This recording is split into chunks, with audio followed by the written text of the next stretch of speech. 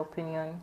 So that is a very good question because number one, on your first travel, first time to go to America, whether you're going as a student or you are going as DV Lottery winner or traveling, don't carry any type of food. Just make it easy. Yeah. That's number one.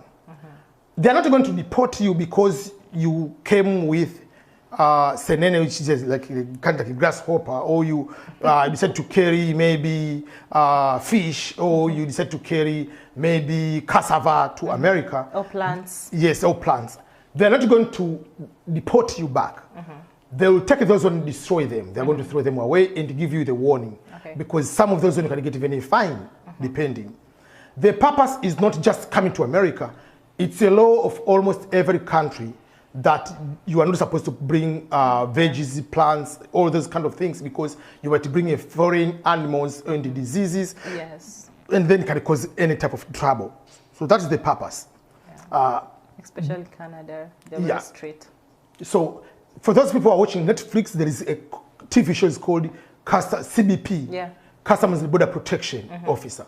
So that is a show which is a live, real implementation. They show how they go there and how do they deport someone right from the airport. This one is not, they usually throw away unless otherwise is something very criminal related. I usually try to carry some few things, but after watching that show, you stopped. I don't carry anything. Okay. So for instance, when I carry the things which are normal. For instance, I can carry stony tangawizi, which is a gingery soda, because I know my wife likes. Familiar. It's a familiar. So there are things which are Western. It's easy, you are allowed to carry.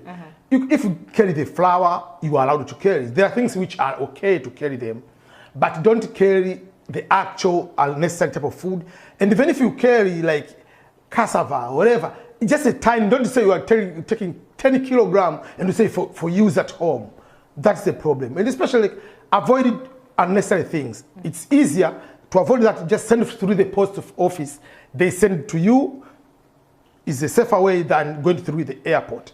Because the airport, there are so much scrutinization compared to the post office, they do that, but the airport, because even if they're not deporting, the first time, assume you won the DV Lottery, and the first time they keep you for 2 hours questioning about the local food, which they do not know what is that. It is a necessary bad experience to start in a new country. For the first time, Yeah, okay. Okay. For we ladies, let me ask this. Yes. We know that we love, just question, I'm just joking, but I know it might sense somehow. What do you advise to people who thinks like, when you're going to America, you don't have to go with any such kind of clothes and think that you might get a lot of clothes there? And for those who are carrying a lot of clothes, a big luggages, for them to help them to reduce some of the expenses at the airports. What? Yeah. So first of all, if you are going there as a DV Lottery winner, you can carry as much as you can, because technically you are not coming back. Yeah. But if you are going as a student, please don't do that, because you'll go with so many things and you end up throwing them away, because you'll buy new things from America to bring back to your home country. So if you are going there for a shorter time, just going there, studying, whatever, carry a few things. But if you are going there permanently as a green card lottery, you're allowed to carry as many possible, because you are allowed to carry 2 luggage of each 23 kilogram, which is 50 pounds. They use pounds, but it's 50.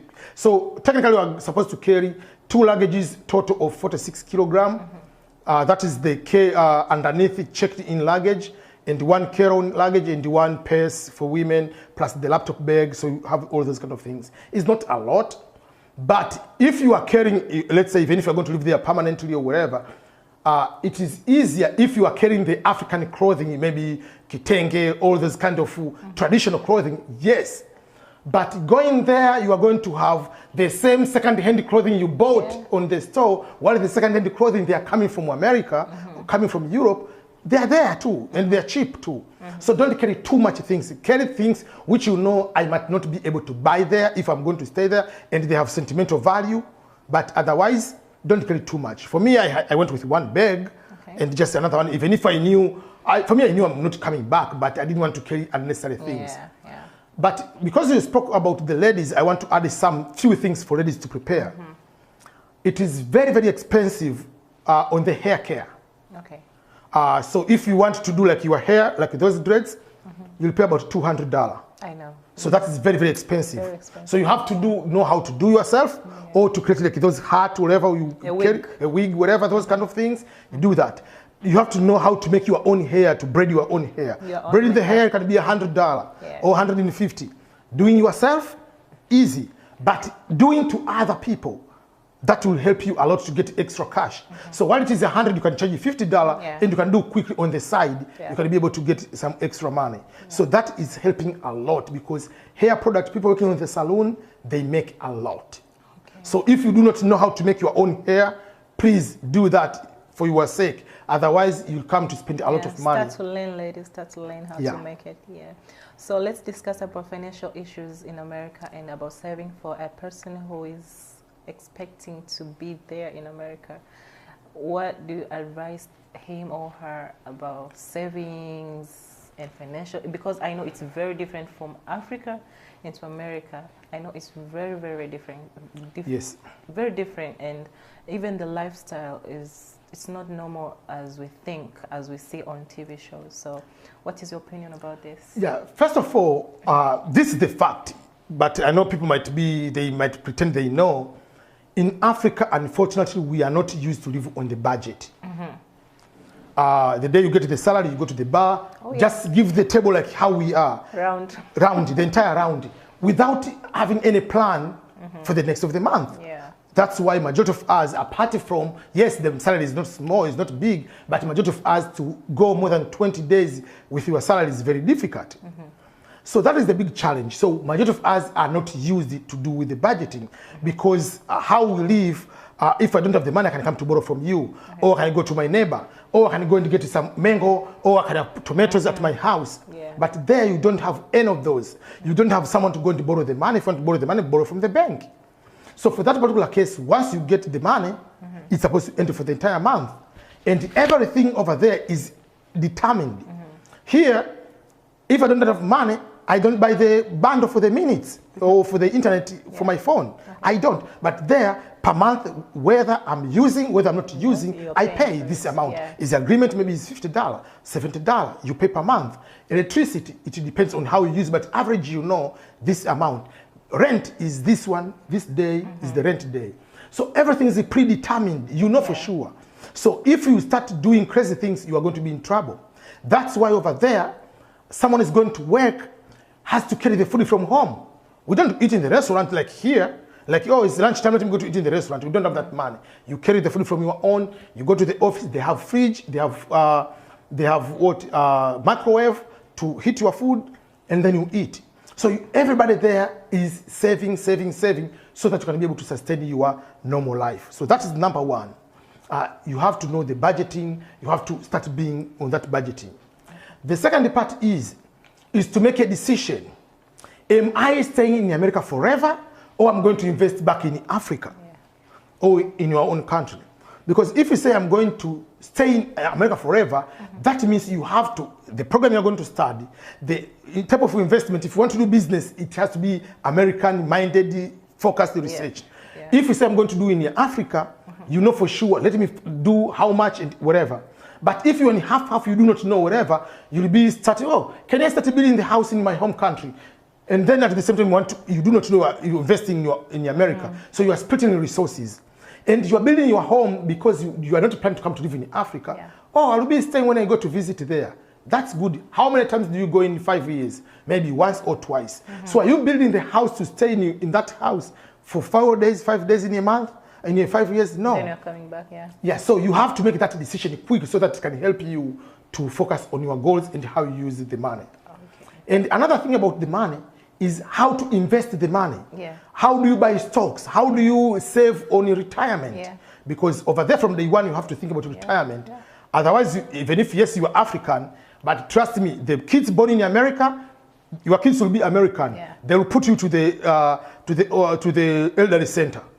They don't care. They have their own life. So prepare yourself, have your own money, so that when you retire, you retire with happiness. Yeah. So that is something else also to think about. But overall, there are so much expenses, but the money is there. You get the money and the money goes out. So you have to have a spirit of working harder and saving at the same time. Sometimes when in Africa, you have so many ways on how to save, but majority of people, they don't save much, unless otherwise those people have those groups like SACCO or called SACCOs, depending on the country. Those kind of small groups helps a lot. Okay. In America, we don't have those. So your money is being in the bank. So those are the things I can say. You can try to look and be more, not stingy, but just more about mindful of your money and how you use it. And if I want to buy something, is it worth it to buy it? Because there are so much stuff to buy. And if it's necessary. Yeah. Okay. Lastly, I would like you to tell us more about credit cards, because I've been going through a lot of interviews on YouTube channel, and they've been talking about when you get in America, they'll give you credit cards. So if you don't, though I had one of your interview with Angel Bernard, like you've been talking about their credit cards, and she was saying like, if you don't know what you're doing, you'll get yourself in trouble. So can you tell us just a little bit about it? Yes. Because here in Africa, we obviously use cash, and you know, that's the problem for us. Not all of the people, they have, most of them, they don't have this experience of using cards. So can you tell us just a little bit about credit cards? So there are debits and the credit. Yeah. Debit is the money in the bank, your actual money you put in the bank. Yes, you have the card. Credit card, just like a credit, is just like a loan. But that loan, that amount of money is loaded into your card. So when you are there, people tend to have credit cards. Why, first of all, is technically a must for you to have a credit card? Because in order to have a very good job, your employer will look at your credit score. Okay. My credit score is a number between 300 to 850. That is the number on how they can trust you with the money usage and the money, overall with the use of money. Okay. Here, as you said, you are using cash. If I borrow the money from you today, I don't pay back, I go to the next friend, I don't pay back, you will talk and say, this guy, if borrows the money from you, doesn't pay you. So if I go to the third person, the words will go to the third person, then you will not borrow, I will not be able to borrow the money. So, but in the US, we don't have neighbors of that nature to go friend to a friend. So they establish the system, banks talk together. So if you want to get a good job, they look like this person having a lot of debt. So that if you have a lot of debt, you will be a corrupt person or will be stealing the money. If you want to get into apartment, to rent an apartment, they are looking, are you able to pay? They are looking on the credit score. If you want to buy a house, they are looking at the credit score. If you want to go to buy a vehicle, like a loan, you have to credit score. So credit score is everything. And it doesn't matter whether you are black, whether you are white. There is a way on how to use it. Let me give you an example. So one of the way, I mean, obviously there is a credit card. If you don't pay your bills like electricity, whatever, they report you. So any bill you have, you don't pay, they report you. This person is defaulting, so it's going to be negative. And accepting more debit credit card is hurting you. Why? Because you are borrowing, you are going to borrow the money from so many companies, you are not reliable. And then let's say you have a credit card of 1,000 US dollar is limit, maximum. And you use 985. That means this person is not reliable, has used the entire loan up to the end. So when you are given the credit card, there are tricks. Number one, don't use up to a half, so that you can have bigger balance, that you have the money, but you are not spending randomly. Secondly, if there is a minimum, they say pay maybe $20 per month, pay 21, 22, 23. The machine says this person pays more than a minimum. So the point is, wherever you have the credit card, you have to pay on time. You have any obligation, phone bill, whatever bill, you have to pay on time as required. But as I said, if you add even $1, it reads that you are paid more than minimum. That is another way. But because we do not know that, so as immigrants, we go there, oh, credit card, you accept one, you take another one, you are taking the debt to, you find a girl, you're taking the debt to the movie theater, whatever. The credit card is not for debt. Credit card is not to go to buy Jordan shoes. credit card is just, use the credit card as a technique on how you can build your score. And especially for immigrant, you just came there, you were started negative, like you don't have a credit at all. While you find a 25-year-old kid in America already has over 10 years of credit score or credit history. So you don't need to just have a credit card, especially a brand new immigrant, to build a score. Not just to use that money as a free money, because you have a very big trouble down the road. Okay, thank you so much. No more questions? No more question? I'll get back to you if I had more. So thank you so much. Thank you so much. I really appreciate for you spending time with EBM scholars on the show and being one among the people who have been very, very supportive. I appreciate it. Thank you. Can't wait to see you in America as a DV Lottery winner. Yeah, thank you.